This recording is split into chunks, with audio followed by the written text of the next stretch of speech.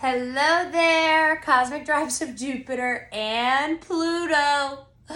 Back again to do your daily energy check-in for October 11th, 2023. However, this is timeless and you will find it in divine timing. Okay, guys, I'm coming back. I've got a new dog. This is Pluto Rose.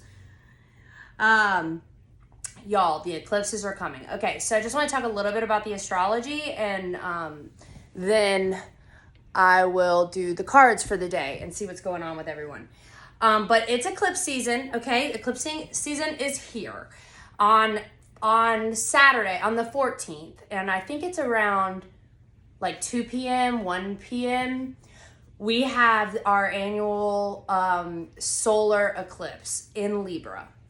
Okay, so the moon is going to meet the sun in the sky. It's actually going to create a ring of fire from the sun as it covers it.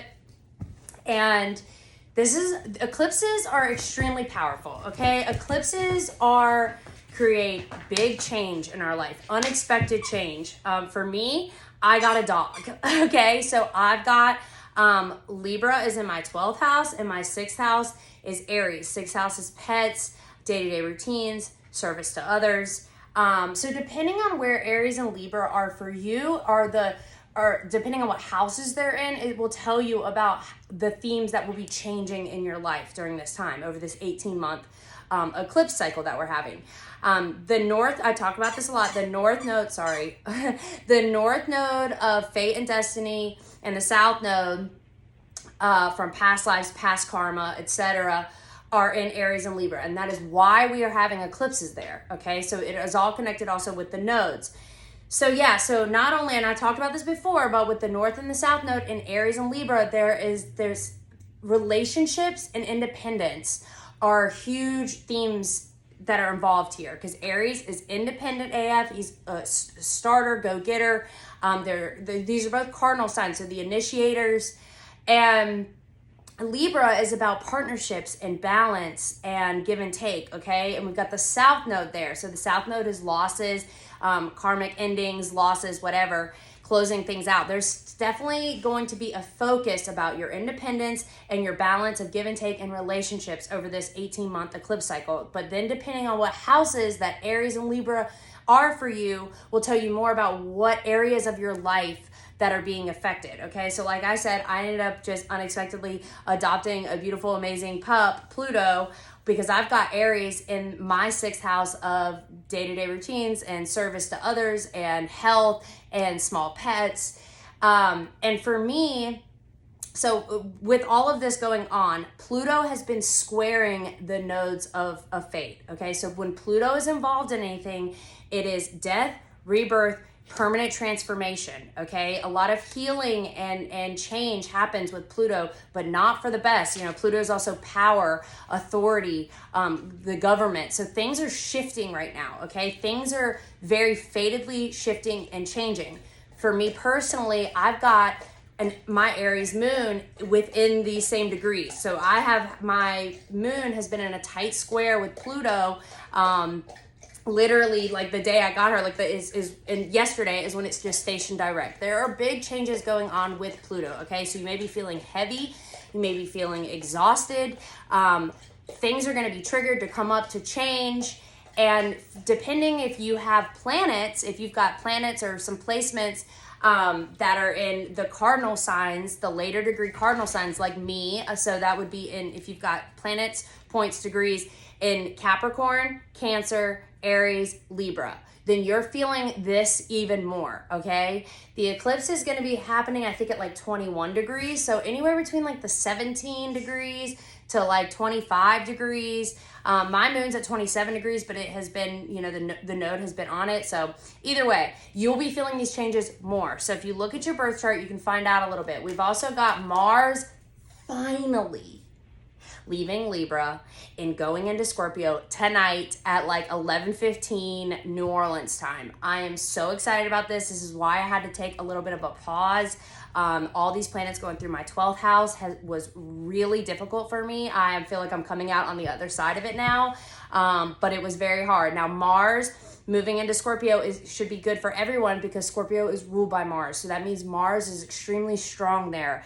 It's comfortable there, okay? It's the feminine, Scorpio is the feminine Mars, okay? So yeah, I feel like a lot of people are going to be able to move forward with things that they've wanted to move forward with because Mars is tied to our drive, our ambition, our, how we move forward. It's our masculine energy.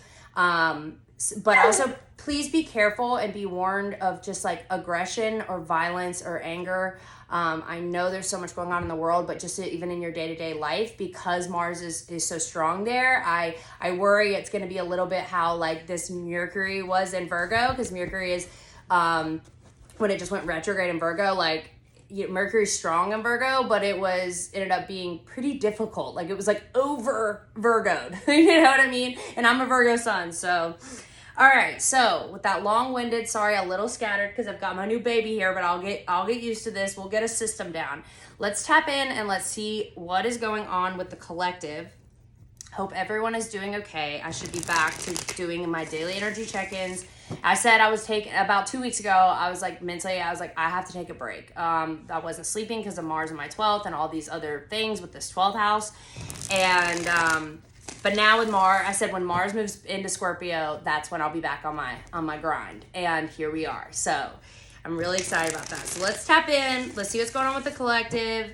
Again, sorry that was a little scattered, but I hope I got my message across. I will continue to update you guys more and try to give you more tidbits. Maybe just do an astrology actual, video to get with my thoughts a little more, clear and focused. All right, guys. All right, we got 2 5s out. Okay, so 5s are about conflict and change. Okay, yes. So we've got this 8 of Cups coming out again.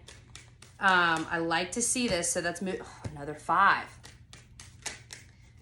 Wow.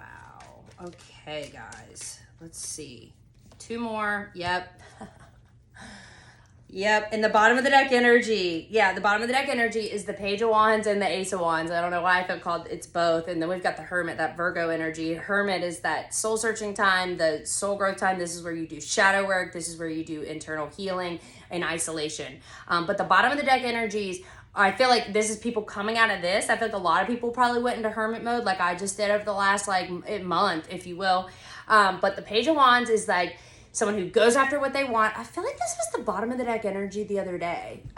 This is someone who goes after what they want. They have a lot of fire and passion to do so. And then the Ace of Wands, which is that new manifesting, a creative endeavor, passion, project, path that you want to go on. There's fire here, okay? I love this. And this makes a lot of sense with Mars moving into Scorpio because we're going to feel our masculine, we're going to feel our masculine energy again. I feel like it's been it was lost while Mars is in Libra.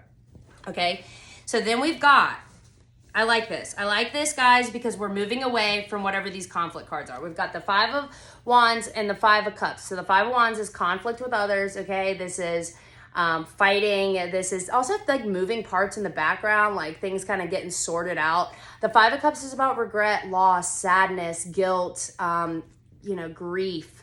It's a sad card, but what I love to see, guys, is that we've got that 8 of Cups, that active choice to walk away, and the Queen of Cups, who is someone who's very in tune with her intuition and her internal emotions, and how she feels. And she's, she just really follows her gut, and she's connected to her higher self, and she can really trust her intuition. And I feel like there's just been, I'm sure a lot of people have been going through whatever this is, as I have. After this Queen of Cups and this active choice to walk away, we still have this another 5. So we got 3 5s out, okay? But this is, at this time, I feel like this is you choosing to be this person to walk away. Like you're like, I'm done with whatever this conflict is, whatever has kept you riled up, has kept you in conflict, what has kept you sad, something that has hurt you, something you have lost. You're done. You're like, I'm done. I'm sick of this being my storyline. I'm sick of this controlling my emotions and my feelings. And you are actively choosing to walk away. And that is in your most and highest good, because we've got the 2 of Cups, the 3 of Cups, and the Tower, okay? So this is creating, as you know, I always say, this is opening up space for this new love, this new friendships, new connections, new happiness and harmony in your life to come in. And it makes complete sense here with the tower, with the eclipses, okay? So this is eclipse, it's like a tower, you know, it brings these sudden unexpected changes. And when the nodes of fate and the eclipses switch into new signs, because we get eclipses in the same signs over like an 18-month period, 2-year period, and then it switches, and then we, you know, so we keep going around. So the last time we had Aries Libra eclipses was 2013 to 2015, and then 2004 to 2006. So you can think back to those times and what kinds of things were changing for you at that time to help you understand what may be occurring now. But this is clearing out old karma cycles, relationships, karmic cycles, things. We're moving on to a new timeline, a new story, a new chapter. Okay, so it's really exciting. This is definitely going to be a beginning of new friendships, better balance and harmony within yourself, and love. You know, there's a lot of love with the cups and emotion. And then at the very end here, we've got the 9 of Pentacles, which is my independent ass baddie bitch, who is the queen, who doesn't need anyone, who works hard for everything that she's had, and she doesn't need anyone to validate her. Sorry.